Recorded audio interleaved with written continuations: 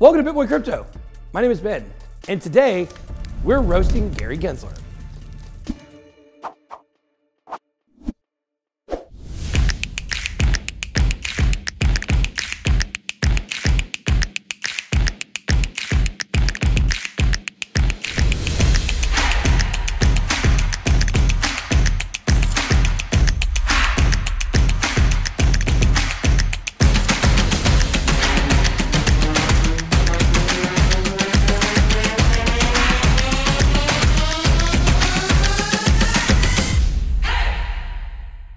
All right, guys, so we're gonna be roasting Gary Gensler today, which it's not very difficult to do, to be honest with you.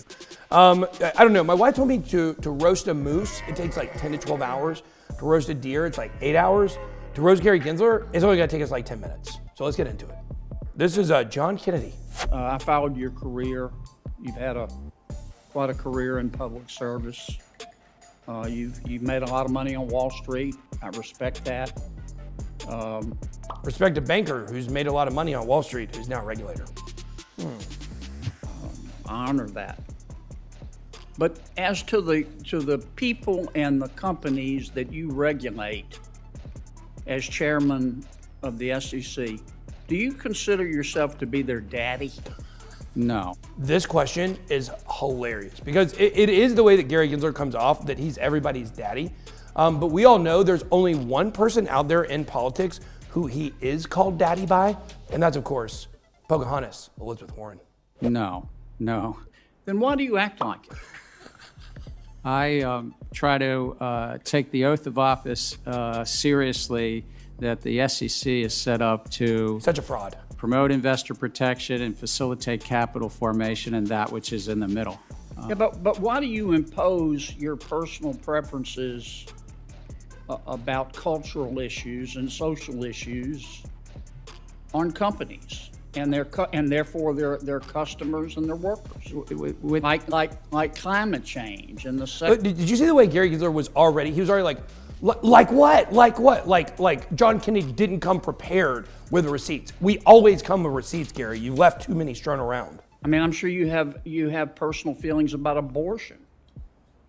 Do you have plans to implement or impose those values on companies? So I want to thank you for the compliment you gave me, and I've followed your career and have the deepest respect for you too, sir. I think that I am not doing that. I think what I've been... You see how he butters him up before he says you're wrong? Trying to do is say, if investors want information about climate risk, and it looks like tens of trillions of dollars of assets under management of asking, we at the SEC have a role to put something out to notice and comment, do the economic analysis, and really see what investors are saying.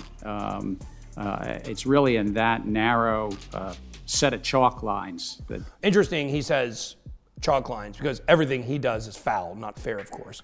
But if you really look at what he's saying here, he's talking about investors. Gary Gensler doesn't stand for investors at all. He only stands for the banks. Nothing he does is to protect investors. He thinks you're an idiot. And when he says investors, he means AKA retail investors, AKA dumb money, AKA you, AKA idiots. That's what he's talking about. Now that, of course, was famous because it was where he asked, why are you trying to be everybody's daddy? Now let's go to the hearings the other day from the hearing for the House Finance Committee. So let's go ahead and see what McHenry had to say. This is about Ethereum, of course. Is anticipating a profit based on the... I'm asking a specific question, Chair Gensler. I said this in private. When a man with a bow tie comes at you like this and you can't stand up to him, you're weak AF. This should be no shock to you. I'm asking this question. Is Ether a commodity or a security? And again, it depends on the facts and the law, and if there's a group of individuals... I'm asking you about the facts and the law sitting in your seat and the judgment you are making. And so, Mr. Chair, I think you would not want me to prejudge because I'm also... But you have prejudged on this.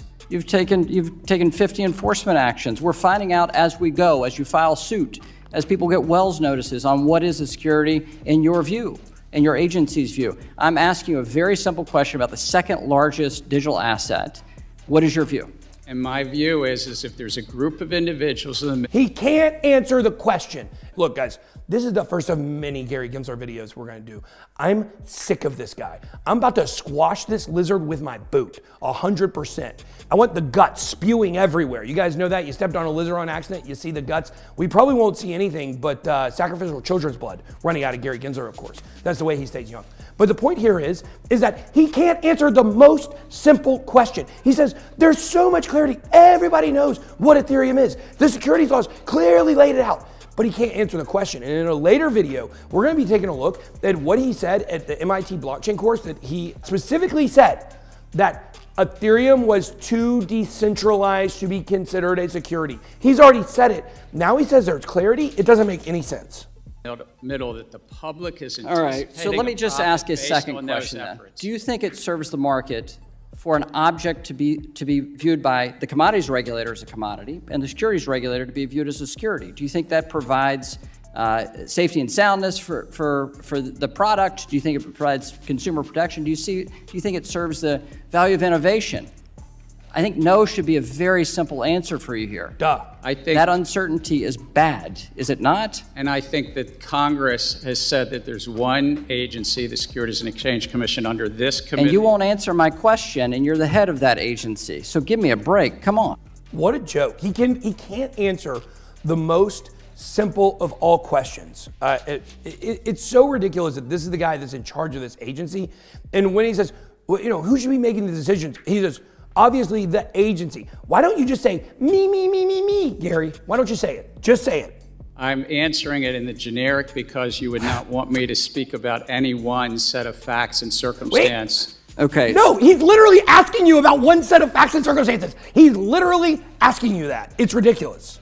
But you've already spoken. Have you said anything about Bitcoin? My predecessors and the agency itself has spoken to them. Okay, but you're not willing to do this. His predecessors have already spoken about Ethereum as well. William Hemman spoke about Bitcoin and Ethereum. That's why it's so ridiculous. That's why you can't trust anything that this guy has to say.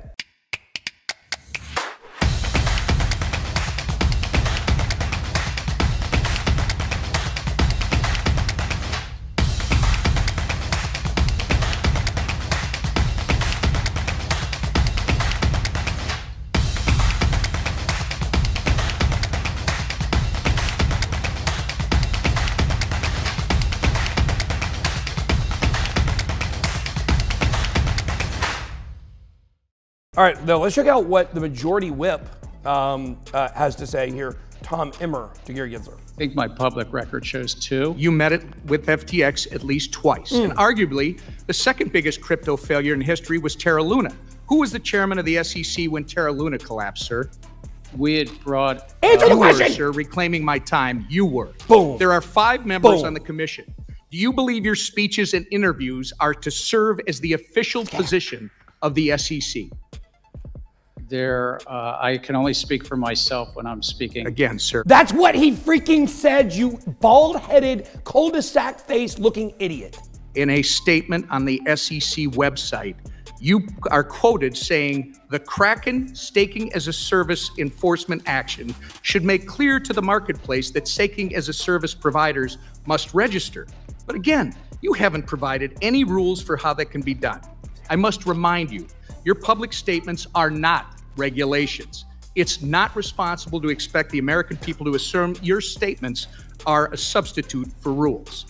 Do you agree with this statement regarding the digital asset industry? The SEC needs additional congressional authorities to prevent transactions, products, and platforms from falling between the regulatory cracks.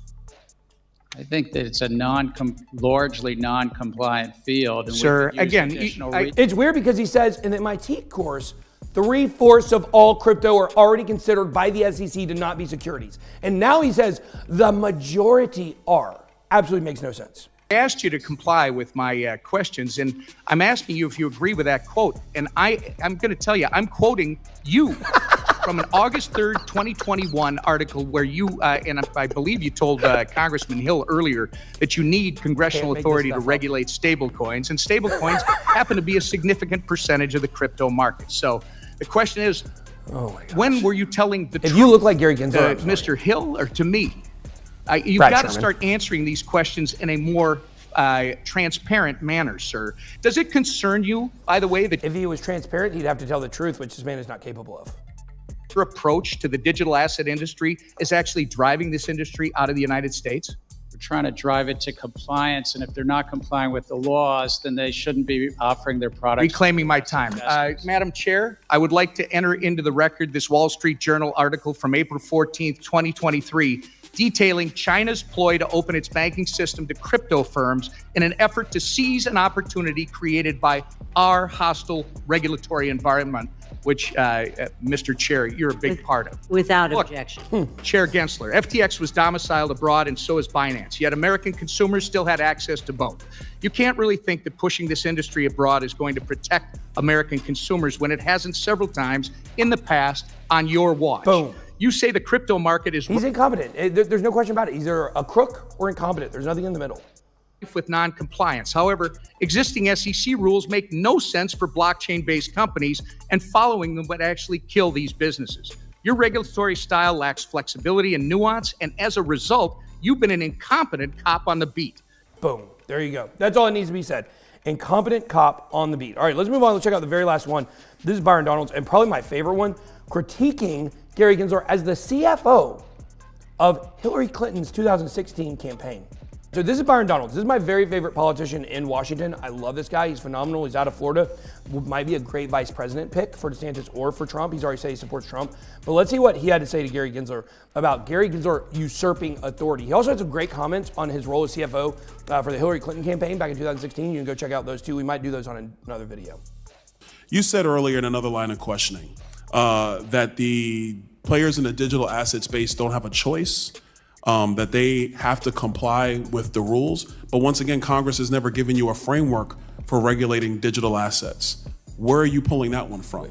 With all respect, sir, we disagree on this. Oh, I can see we disagree a lot, Chairman, because we're not giving you authority. You're just taking it. I think that's part of the issue right now. With all respect, Congress painted with it. You see, he's usurping authority. That's what he's doing.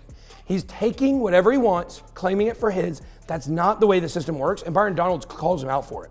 Broad brush when they set up the SEC, and I quote Thurgood Marshall, which is one of the greatest. Congress paid it with a broad brush in 1933 and 1934, not in 2023. We've not touched that. It's a new industry. One last quick question, because I'm concerned about your agency. You have some of the highest turnover amongst the agencies. Do you think you have the manpower to actually regulate digital assets, considering all the other rulemaking you're engaged in? We actually have 6 to 7% turnover, which is consistent with the other federal financial. I would disagree. OPM would say otherwise, Chairman Gensler. Liar. Hey, real quick, last question. He lied. I think it might have came up. You were Hillary Clinton's CFO he in mentions the it. campaign, Look at right? this. It's part of my history. Were you? Yes or no? Let's go ahead and do this. In 2016. Did you facilitate the payment for the Steele dossier since you were CFO of the Hillary Clinton campaign? Can't answer. Sir. Yes or no? Sir, look at the stomach. Yes or no? That was not. You're under. That's a 16-year-old kid that just got caught smoking pot by his mom, and his mom asked him if he's been doing drugs. This man's high on his own supply. Chairman Gensler, yes or no? I know. It was not something I was aware of. I yield back the rest of my time. Thank you, Chairman. One word. Boom. There you go. Go ahead and mix in some potatoes and some carrots, because this man's goose is getting cooked, roasted.